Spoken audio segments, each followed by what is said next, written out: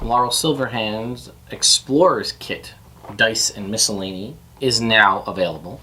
I have it finally in hand, so let's go ahead and do an unboxing. One day I'll get to paint them all. What's going on, folks? Ted from Nerd Immersion here, and we finally have this in hand, so let's go ahead and open it up. Inside, according to the outside of the box, is 2d20s, 1d12, 2d10s, 1d8, 4d6s, and 1d4. 20 illustrated double-sided cards detailing Laeral's expert insights on key characters, locations, and lore from the Forgotten Realms. A durable felt-lined box that functions as 2 dice trays, and a fold-out double-sided map of the Sword Coast and the city of Waterdeep, which is 11 by 17.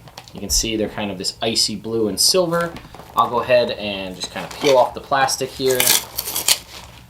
And we've got our nice shiny box. Go ahead and open this. And then our dice are inside here. Open up the side flaps, pull it out. Here's our little plastic blister container. Take our piece off the top. And then we have our dice. So I'm actually going to turn the camera around, bring it a little bit close so we can take a better look at this. So here you can see the different dice. You can see that the 2 big D20s, I think you can make that out, have the D&D ampersand on the 20 here. And these are some of the nicest dice I think we've gotten in one of these sets. They have this nice bright silver. Let's see if we can get that more in focus there. Nice bright silver, distinct numbers on the side. It's this sort of like, almost like a luminescent, glittery blue white swirl. So let's go ahead and take a couple rolls. We've got a natural 1 for the first roll, an 11 for the second roll, and then a 7. Let's try our second die. Maybe that one will do a little better. 2, 8, and a 10. Well, that's not so hot. We've got our D12 here. Here's our percentile. They have a nice clear look at the different numbers here on the sides of the D10s for the percentile. And D8, D4, and then we've got 4D6. I'll say the nicest thing about these, in my opinion, is aside, yeah, that's not too bad. It's a 14 for rolling for stats. I really like the font on these dice. It's the same that we've seen in all the other D&D official sets. First really debuted in my mind on the sort of translucent smoky gray dice with the red text. I really like those. I think one of my favorite things about it for some reason is the 6. I don't know why. I just really like it. But all in all, the dice set are nice. I'm still not sure how I feel about the oversized D20s, right? If we grab here's a regular size D20. Here's 2 oversized D20s to kind of give you a concept of what the difference is between the two. I'm not entirely sure how I feel about it, but it is what it is. Let me see here.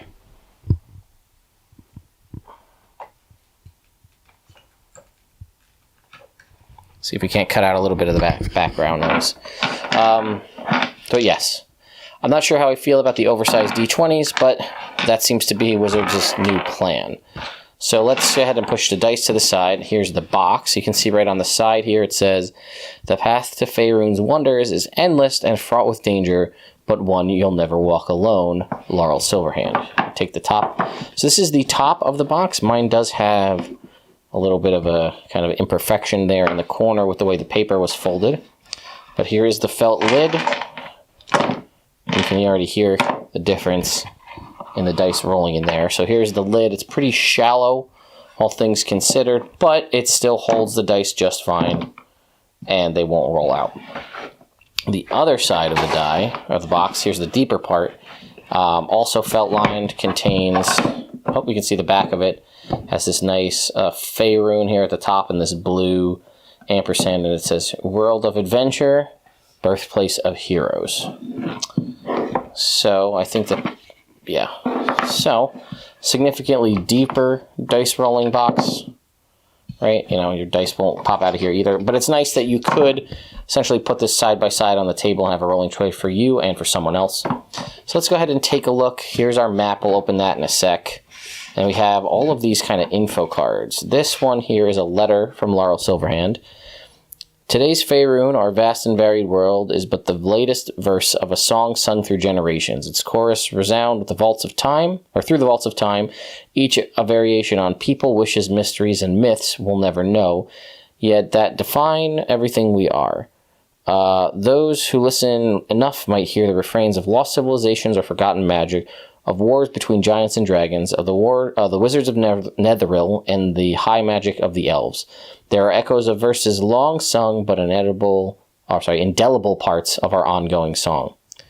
To understand Faerun, train yourself to listen to the present and the past. Only fools deafen themselves to the songs around them, the serenade of new wonders, the clangor of war, and worse. Although I do not have the perspective to sing you Faerun's entire song, I'm happy to share a few of my favorite verses. Hopefully they'll help you distinguish a greater melody, so when it comes to your time to sing, you'll better understand the harmony that's waited so long for your own voice. Laeral Silverhand. And this doesn't have anything on the back. This is just sort of like the intro piece. And then you can see here, I'm not going to go through all of them or read all of them, but I will show you what they are. So we have some art here of the lady Laeral Silverhand herself, and then the back of it has it's got a full character art and then a little bit of history. And it says, this seems to be written in her first person hand here. My name is Anna Laeral Silverhand, and then she gives you a little bit about who she is. We've got the Harpers. I actually really like this elf art. This is a very green-looking wood elf. I'm really digging that. Actually, that art is really nice. Yeah, so it looks like... it doesn't have I on here anywhere, but it looks to be as though it's written by Laeral herself. Here's the Zentarum. This dude looks pretty nasty. He almost looks kind of... I guess maybe that's a gnome? I don't know. He's got pointy ears, though. He almost looks lycanthropic in a way. So we've got the Zentarum. Okay, more information on the back. Here's our weird-looking dude. Doesn't actually tell you who they are. Here's the Cults of the Dead 3, right? That's a pretty sweet art. Especially, is that Merkel here on the left with the skull? Very nice. We've got Durnan, the proprietor of the Tales from the Yawning Portal Tavern. Grand Duke Older Ravengard. I never knew that's what he looked like. That's pretty cool, actually. There's a little full-body art here. Hallister Blackcloak, the Dungeon of the Mad Mage. Gentleman, Jarlaxle Bayenry of Reagan the Earth, and, was Drizzt fame. Lord Dagult Neverember. Speaking of the man himself, Mr. Drizzt Do'Urden. Vajra, she's the new Blackstaff. Mert the Moneylender. The Xanathar himself, or itself. Baldur's Gate. See, so now we have like a map about, rather than just people, we have locations. A little bit of information on that. We have Candlekeep here. Neverwinter. Port Nyanzaru down in Chult. Waterdeep itself. And then Icewind Dale. I think that's it. Yep. Okay. Notable areas. And then I think we're going to have to zoom this out, but we've got our 11 or 16 by 20, whatever this is, this map of the Sword Coast. No, I guess it's 11 by 20. Sorry, no, 11 by 17. So if we zoom this out, oops, that's all the way out.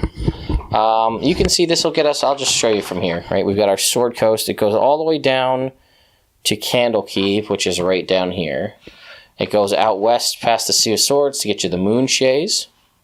Shows you the Port Nyanzaru is down here. And then we can see kind of the main fair here, right? Baldur's Gate is right here. Here's a Dragonspear Castle. Here's Daggerford up here. Waterdeep is right here. Way over here is Neverwinter. Got Tribor, Long Saddle, Mirabar up here. Luskin, and then way up here in the north, it's 10 Towns, aka Icewind Dale. Made famous by the Icewind Dale video games and the Legend of Drizzt series. And then a very high-level map of Waterdeep, just basically showcasing the wards. Right here's Deepwater Isle, the South Gate, Southern Ward, Dock Ward, Trade Ward, City of the Dead, Castle Ward, the Market itself, the North Ward, Sea Ward, Field Ward, and then all the various different gates, Marching Grounds, Undercliff, and so on. So let's zoom it back out and give us our final thoughts. So there you have it, the Laeral Silverhand Explorer's Kit. This map of the Sword Coast, not a bad, it's not too small. This is something you could easily fold up small and tuck in your player's handbook, in your character sheet. or like a folder or something. Again, only useful if you're playing in the Forgotten Realms, but it's not going to give you all of the detail either. There are existing 5th edition Forgotten Realms map that will get you more granular and show you more things that are along the road. This is pretty high level, hitting basically the major cities on the map side. Again, it's only pretty much from Candlekeep up to Icewind Dale, not even the entirety of the Forgotten Realms. It is just the Sword Coast. And then the backside gives you there's a much more significant, in-depth map of Waterdeep contained in Waterdeep Dragon Heist. But there's a map, I think there's a map similar to this in the Sword Coast Adventures Guide, though smaller. The cards are actually a pretty nice feature. It doesn't give you everybody, right, or every location. But for someone completely new to the realms, this is a pretty nice primer. It'll give you the kind of the major locations, right? Icewind Dale, Baldur's Gate, Waterdeep, Neverwinter, and so on. It'll give you a lot of the key people, although it does seem to give you a lot of folks tied to Waterdeep, right? The Xanathar, Mert, Durnan, Vajra, and so on. I did think it was interesting that it just gave us the Harpers and the Zentarum. We had Cults of the Dead 3, seemed like kind of an out of left, not necessarily out of left field, but a different choice. You would think they would have covered all of the factions of Faerun, like the Order of the Gauntlet, the Lord's Alliance, Emerald Enclave, like they would have been in there, but they're not. But the cards are nice. Again, I'm a pretty up to speed on my Forgotten Realms lore, both from books that I've read, from being steeped in 5th edition for as long as I have, and from my good friend Jordan's channel on YouTube. So the cards are pretty much, I'd say they're useless to me. Good to someone who wants to get a quick information, like if you had to just bullshit something because you're like, oh, you're on a Baldur's Gate. Let's see what's in Baldur's Gate. And you read the card real quick. That'd be good. It's not a bad thing. This could also be something you give to your players, right? Like, okay, we're going to play a game in the Sword Coast. Here, you know this about these people, and you give them the cards. They can read through it, get a very high-level bit of information, and then that establishes what the characters know. That's actually probably the best use for these, in my mind. So that's that. Again, the map is useful, but there are free versions online. You can just type in Sword Coast map or D&D 5e Sword Coast map, and you can print much larger versions if you want. So, cards, all that information too is contained for free on the Forgotten Realms Wikipedia page, which is very extensive. So, this is kind of, the map and the cards are things you can obtain for free right now. The dice box, it's not bad, right? It's a felt-lined box, right? So don't get your high hopes up for anything crazy. It's got some nice, as you can see there, sort of pearlescent-y, glittery design on it. I like the compass design, personally. The Explorer's Kit, right? And it says, together in harmony, our stories are told.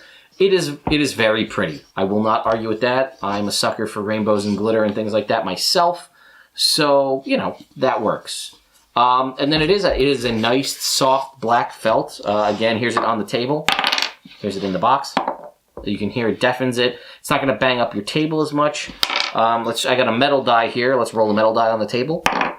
Metal die in the box. There's a natural 20 in the box. So maybe there is something to be said for the felt-lined box. And then the other side of the box, a little bit deeper. And again, it has the nice kind of lost civilization, ancient mysteries. You got the note from Laeral, wondrous creatures, boundless magic, greatest heroes, foulest villains. Dice box is nice. I do think the dice are the prettiest set of dice we've gotten in these so far. They kind of have a pearlescent sheen with glitter. But my biggest downside to these is if you want to carry these dice in the dice box that they come with, they don't have like a foam insert or something to sit the dice in so they don't roll all around, because they're going to be doing this in your bag. You could use this thing, but who wants to keep this to keep your dice in? And again, all it takes is one bump and all the dice pop right out of it. So, I don't think it gave me the MSRP on this. I don't believe... Oh, it did. $24.95. So, is it worth it? Well, I mean, a set of plastic dice, a set of 7 plastic dice is going to run you about $8 to $13, depending on how fancy you want it. You're going to get an additional 3d6. You're going to get an additional d20, and these 2 d20s are larger than normal, and they're custom with a unique 20-sided face. So I'd say, realistically, for the dice alone, you're looking at probably $15 to $20 on an average if you were going to go out and buy these, you know, loose from somewhere else. So you get the dice. Again, the color scheme is unique. The font is unique and I think proprietary to Wizards. So that's something. You could go to Michael's or some other craft store and buy a folding box of some kind or an opening, you know, a book-shaped box for maybe $2 to $5 on the cheap if you get it on clearance and use coupons. And you could buy either spray adhesive and felt or adhesive backed felt and put it in here. This has a much more, this is almost like velvet feeling felt rather than like the traditional like pool table or like cheap off the rack felt you'd buy at something like Joann Fabrics. This has a much more velvet-like feel than actual felt. I don't know if I'd actually, it says it's felt lined, but I would actually consider it to be velvet in my mind. And then obviously the map and the cards, as I said, are nice to have. They're high quality. They're like a nice, like, you know, thicker card stock. They almost look like they might even have like a small degree of waterproofness in them. If you hit the water on it, it might just roll off as long as you wipe it off quickly. This seems to be printed on just a regular piece of, you know, a higher pound weight paper, but nothing too crazy. So for the price, I'd say you're actually getting a decent amount of stuff for $24.99 or $24.95. You might be able to buy it cheaper on Amazon. If you buy it through a friendly local game store, maybe you can get a discount from there. Maybe if you buy it through Barnes & Noble and you have the Barnes & Noble disc card or something, you can get a discount on that. I don't know. Again, none of this stuff is sponsored by Wizards of the Coast or anyone else. This is something that I went out and picked up on my dime to review for all of you. So let me know what you think. Did you pick this up for yourself? If you did, do you like it? Do you love it? Do you hate it? What are your thoughts on it? Did my review sway you one way or another? Were you going to get it? You saw my review, now you don't want it. Let me know why. Or you weren't going to get it and you saw my review and now you are going to get it, and let me know why. I'm curious.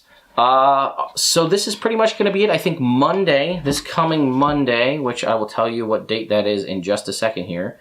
This coming Monday, which is the 27th of April, I will be releasing my 30K Q&A video. I've gotten all the questions from you folks. I'll be doing the video then, so be on the lookout for that. Thanks again to my patrons on Patreon for helping to support the channel and allowing me to go out and pick up stuff like this on a whim to do reviews and stuff for you guys. And if you haven't subscribed to the channel, I would greatly appreciate it if you did so. I'm trying to get 50,000 subscribers by my birthday in July. Thank you all so much for watching, and I'll see you next time.